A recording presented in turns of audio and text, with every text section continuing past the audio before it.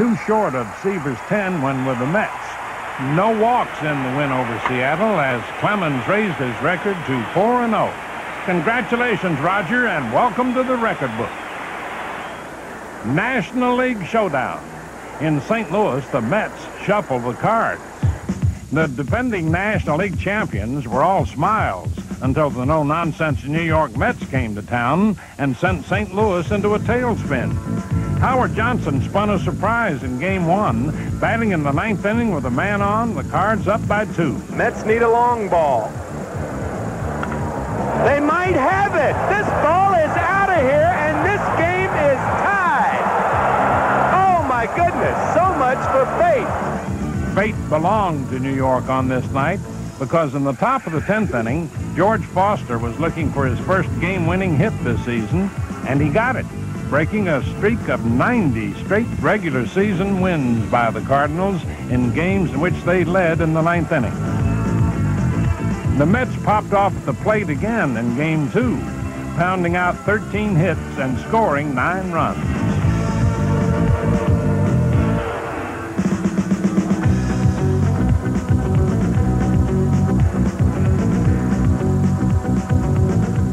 The man who really roughed up the Redbirds in Game 2 was Red Hot Ray Knight.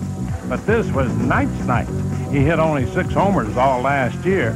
His 2 homers in this game gave him a total of 6 already this season, tied for the league lead.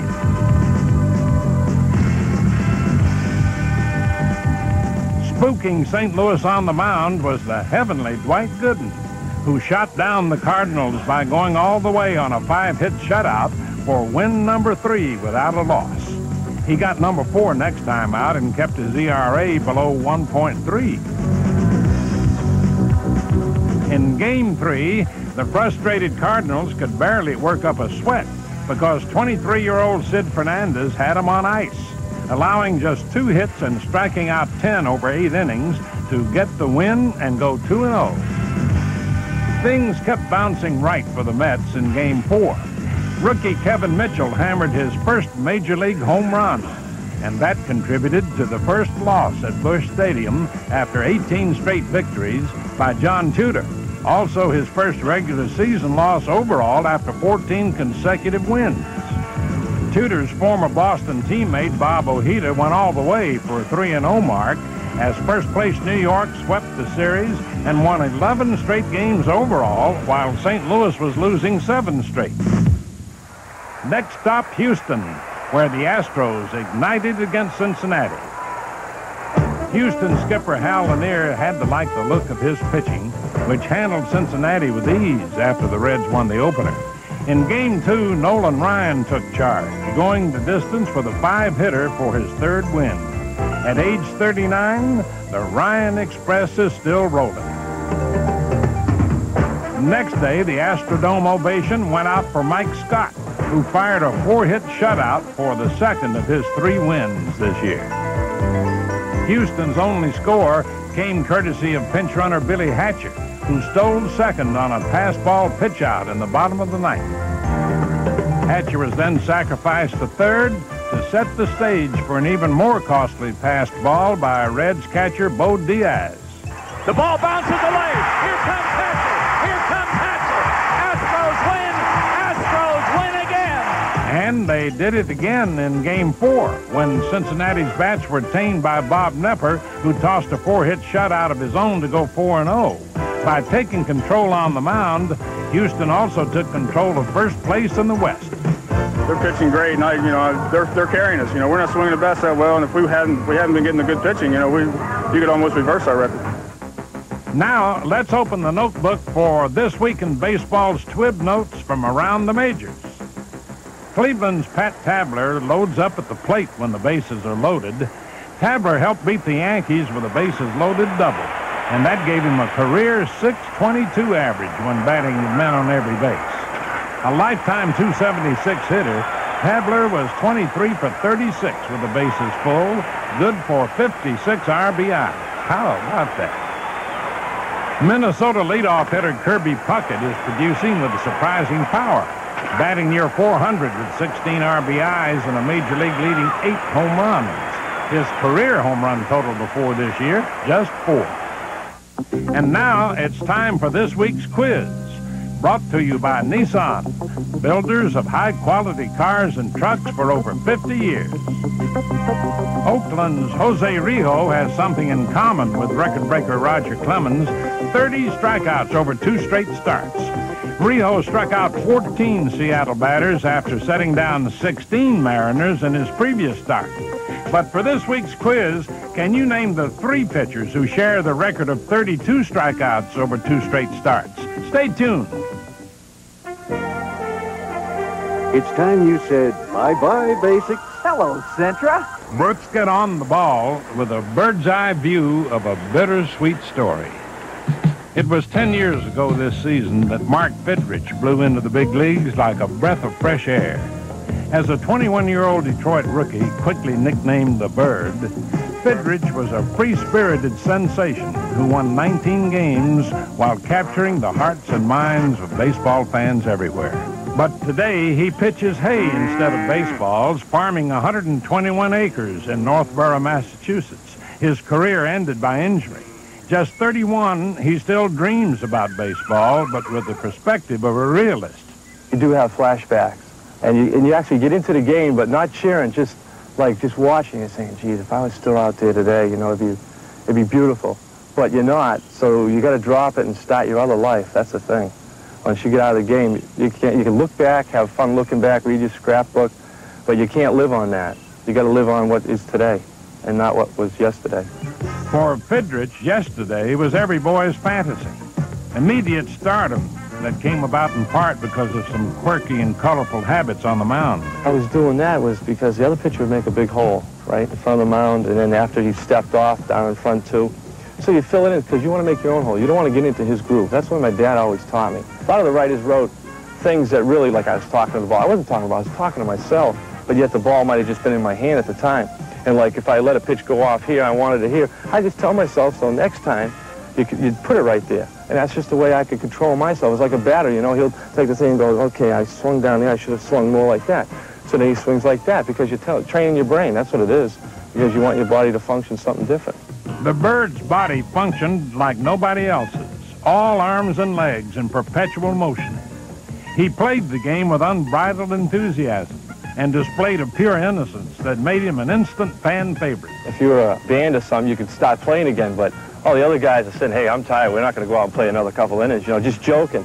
And like I used to say, come on, guys, you guys come out with me, because this is hard for me to do. But the people, I really don't know how or why they actually, you know, like me. Maybe because we had feedback, we had vibrations, like, you know, after the game, you know, hey, how you doing? And then, you know, give autographs all the time. It seems like I owe it to people a lot, because you got to remember, when you're playing the game and they're cheering you, it makes you play a little bit better. To me, it was beautiful. But the beauty vanished abruptly. In spring training of '77, he suffered the first in a series of injuries that would end his career. Rusty Staub and I stand out in right field, and poor Rusty goes like this to me. He says, Mark, relax, man. He says, you're having a great spring training. He goes, you got a week left. He says, slow down, man. He says, let's, you know, just shag. You don't have to go and run to left field, you know, run to center field. Just relax and sit here. And all of a sudden, no sooner did he finish his speech to me, ball gets hit out to me, right? Well, hit out to him because he's playing right field. Now I'm going like this, hey, Rusty, you want it? He says, no, you can have it, kid. I ran off after it, played the old high school days, dove for it, right? Came down. When I dove, I went like that. When I came, I went just like that. My knee gave out, and I went, oh, dang.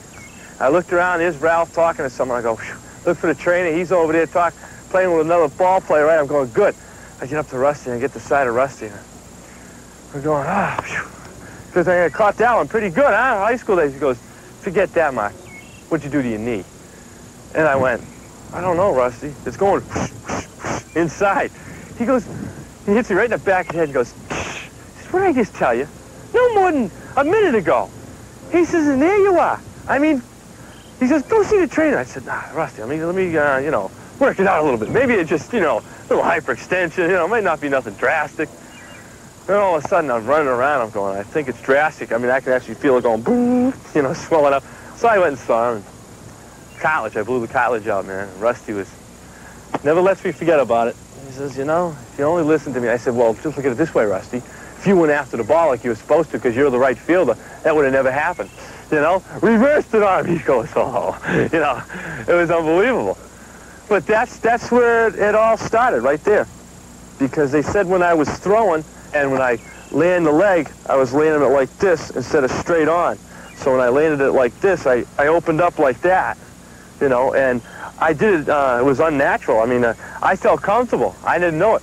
And we pulled some films from here to nowadays, and you could see it. The minute I came around, instead of coming straight like that, I'd go boom, and I'd open up, and it just took all the stress on here.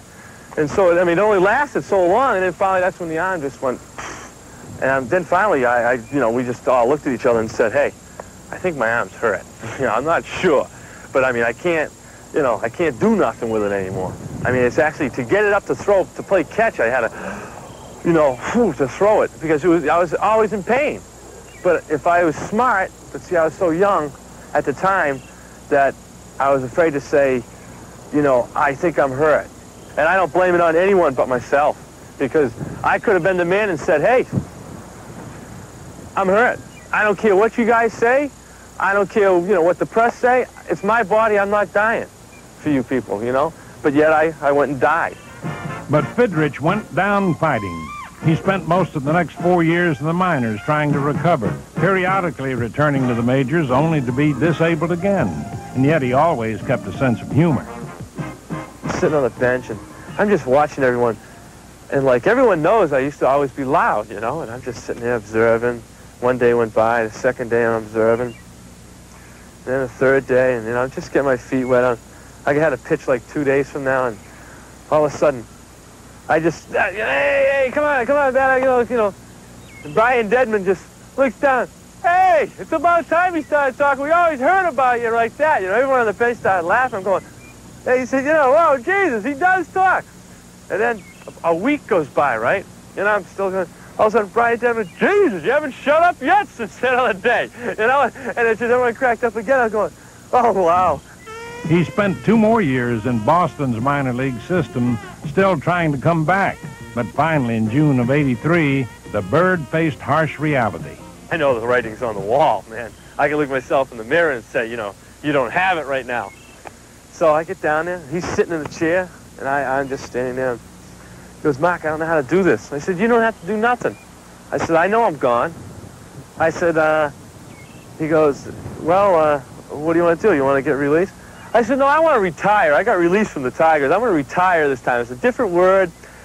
And he said, boy, you're taking it. I said, hey, I've seen it coming, you know. I mean, I'm not stupid. I've been hurt for the last 6 years. I'm lucky I hung on this long. And, you know, he says, you know, this is hard for a manager. And I'm going, yeah, I know how hard it is for a manager to release a guy, you know, but I'm retiring, so you don't have to release me. And he said, I said, nah, I said, I think it's time the kid's out of the game. The game's great loss, but the fans still remember his shining season of '76, even though Fidrich is now far removed from the ball field. I just have to say I thank them for not ever forgetting me. I mean, they just never have, and I hope they never do. And I try to live up to my aspects, but I'm only human, and just like they're only human. And it was a beautiful time, and I still love it because they still send me mail today. No money in pigs anymore. Canadians are flooding the market on us poor farmers. It's like a love, you know, and love is different. They never dumped me yet, so we're still in love, I guess, with the fans. I mean, to me, that's beautiful. Thank the Lord that you got what you got, and be thankful for what you have today. Not, you know, what it should have been like, or if you could control it, you would have done this or done that, then it wouldn't be life. If you could control your life, it wouldn't be life. Life has got to be mystery. That's what, you know, life is all about. Mark Fidrich, a rare bird whose spirit still sparkles. Now let's move on to the answer of this week's Nissan quiz. Dwight Gooden of the Mets is one of the pitchers who share the record of 32 strikeouts over 2 straight starts. Gooden did it as a rookie in 1984.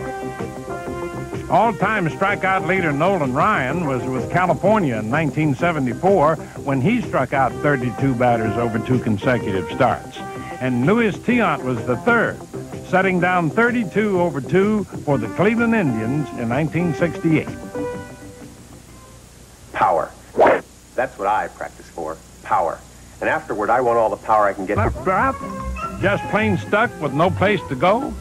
Well, come on out to the ballpark and stick your nose into baseball's business, where sometimes big leaguers get stuck in their tracks.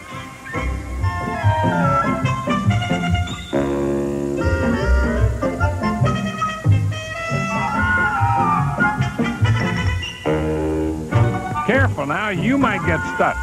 And talk about a sticky wicket. Looks to me like there's a load of stick-to-itiveness in both of these sticky situations. Stick to your guns, man, and stick it out.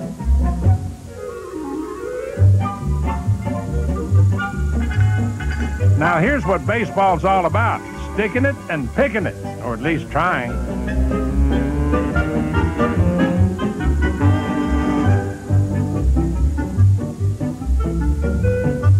Still sticking? Well, it's been said that anything stuck can always be unstuck. That is, if you stick around long enough and stick to a sense of humor. After all, no reason to become an old stick in the mud. From stick to slick, grand and glorious glove work, courtesy of Major League Mitt Masters, starting off with a game-ending double play by the New York Mets. Wally Backman to Rafael Santana and on to Keith Hernandez. Angel Dick Schofield picks and rolls with a double dribble. Houston Astro Dickie Thon getting a good grab by Glenn Davis. The Astros again with Bill Doran doing the job.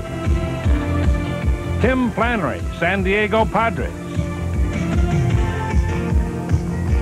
Baltimore's Juan Bonilla with the assistance of a sweet scoop by Eddie Murray. Cleveland Indian Tony Bernazar. Chicago Cub pitcher Dennis Eckersley doing it the hard way. Astro Mike Madden with an act of self-preservation. And Detroit's Larry Herndon with an act of self-sacrifice. Atlanta's Claudell Washington with a baseball ballet. New York Yankee Dave Winfield making his point. Cincinnati's Eric Davis with a skywalking routine. And finally, Kansas City's Willie Wilson over and out. Now, it's This Week in Baseball's 10th anniversary flashback, brought to you by Gatorade. Let's flash back to 1984. One at bat almost made Mike Heath a head case. Playing for Oakland at Yankee Stadium, Heath lined a Phil Necro knuckler right up the middle. But second base was in the way, and Willie Randolph made the play thanks to a crazy ricochet. Anytime you can get a line drive up the middle off of any of the Necros, you got to be happy. So I was like a 0 for 20 at the time, and I just remember hitting a line drive up the middle, and I thought it was a base hit all the way, and it hit the bag and bounced to Willie. Willie was way in second base over there where he normally plays. Of course, when the ball went over my head, Willie took a couple steps to the right, just his natural reaction. The ball hit the bag, and Willie stopped dead in his tracks. The ball came right to him. He caught it chest high and threw Heath out by 10 feet at first base. I don't know if you could do that 5 more million times in baseball. Not even that many, that would happen. But it just hit the corner of the bag. Heath absolutely could not believe it. I couldn't believe it. He started laughing. I started laughing. Randolph started laughing. Man, you got a kick out of it. And that was it. It was over. But if I look back of all really freak plays that